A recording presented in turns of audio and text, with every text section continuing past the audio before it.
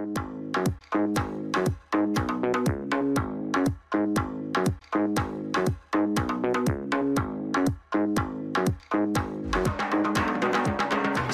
too filmy, just too filmy.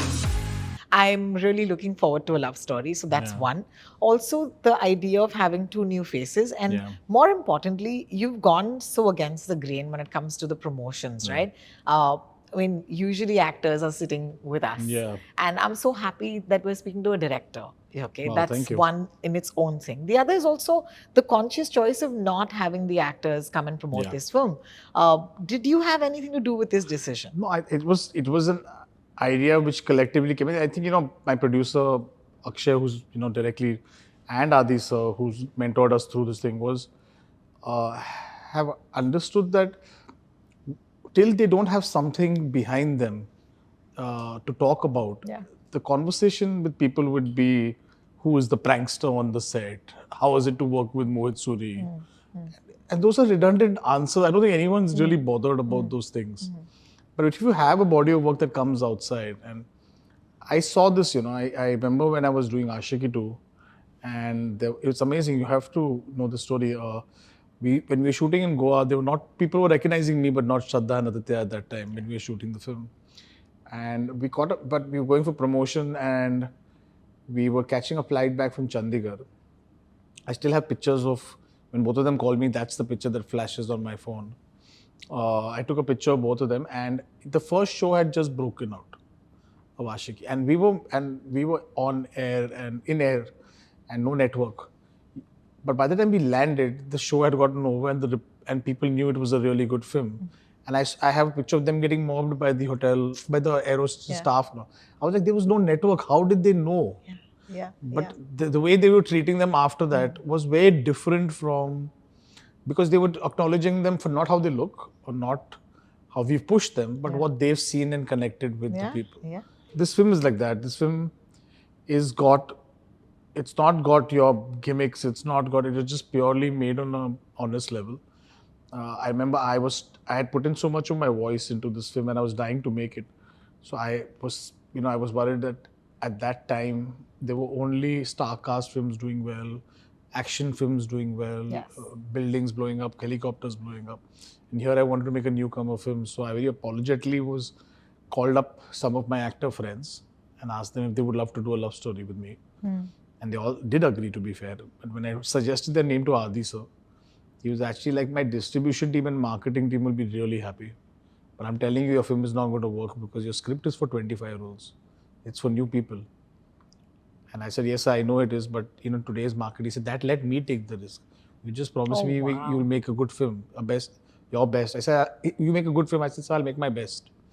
So he said, then let me take that risk with the new people. I also think that there's a promise with YRF. And the promise is higher, okay? So, A lot. Oh my God, like we grew up as a generation Totally. loving their films. Yeah. In fact, they taught us how to love. Totally. Like Yashji and Adi sir, I think, Diwali used to be their film. Absolutely. And my aunt, I remember, who brought us up, used to take me and my cousin every Diwali. She's Mahesh Bhatt's sister. But every Diwali we used to book bulk tickets to go watch Yash Raj. Yash Raj film. Yeah. I was in the 8th grade when Dilwale Dulhaniya Le Jayenge came out. And I remember watching the film, and everyone was enamored by the actors, and I know they were spectacular. But I was like, who is the young guy who's made a film? Yeah. And it was Adi sir. And that's when I got interested in the whole job of wanting to be a director.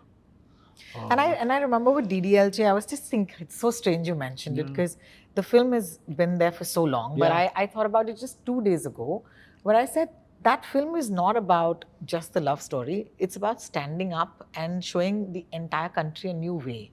Where we said कि हम भाग के शादी नहीं करेंगे, हम आपके permission से शादी It was a brilliant concept. I mean, every girl connected, even though she was based in London, every girl connected to the permission issues that they had with their parents. Yes.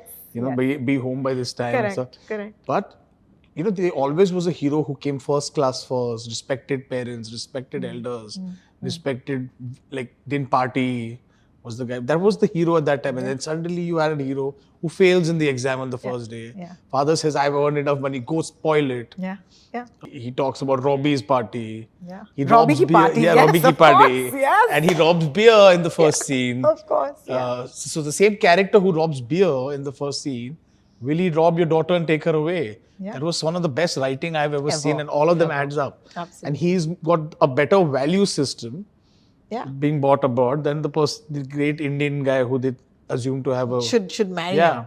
And So that's a great film. yeah, and I think that's what I was thinking about when I was thinking about your movies, that your love stories have always been more than just the love story. They've always had socio-political fabrics interwoven so tightly. Also, you have this commentary about love being not just, tough because, there's external problems. There's also internal issues. Like there's Aashiqui, where we saw he eventually has to kill himself For her to grow. for her to grow. And I feel that that's the Mohit Suri stamp. So talk to me about how that stamp is in Saiyaara and how, when you see that trailer, you're seeing such intense love. How does one... Well, I can't tell you more because I think I want You'll to give it away, give no? it Damn away. it. Yeah, okay. Especially in love story. But yes, I think with great love comes great sacrifice. Letting someone go is the only way, even if it means, if you want the person all for yourself at the expense of that person, that's not love. That's you're satisfying your own Ego and yeah. possessiveness. Yeah. To let go, even pushing a person away so that the person can reach the dream they have to be, is true love. Yeah. So I think that's the max I can really talk about in the film because Fair. I don't want to ruin the experience of the thing. But what I've never tried to change I've never tried to make a social message out of the films that I made. It just comes from a certain moral and ethic code that I have with love. Yes. With the women in my life, especially, I genuinely feel, I mean, if you might see my narrative, there must be most of the men are flawed and the women see through their flaws and find what's good inside the person. That probably is my own narrative in life, whether it's with my wife, my sister, my daughter now. Sure. I genuinely believe women are the stronger sex, emotionally for sure. Yeah. We men take very long to find what our emotion is. Yes, yes. But I wouldn't be anywhere for these women if it wasn't for these women in my life. My aunt, who brought me up after my mom expired, she herself was a single mother. And I think that's where your love thing gets a certain amount of credibility. Sure. Because I do feel that the women, the sacrifice they've done over the years in every aspect of my life are all the heroes of my life, actually. Like the women have been the heroes of my life. Yeah. So I think that's what makes the love story stand apart, I think. Just too filmy.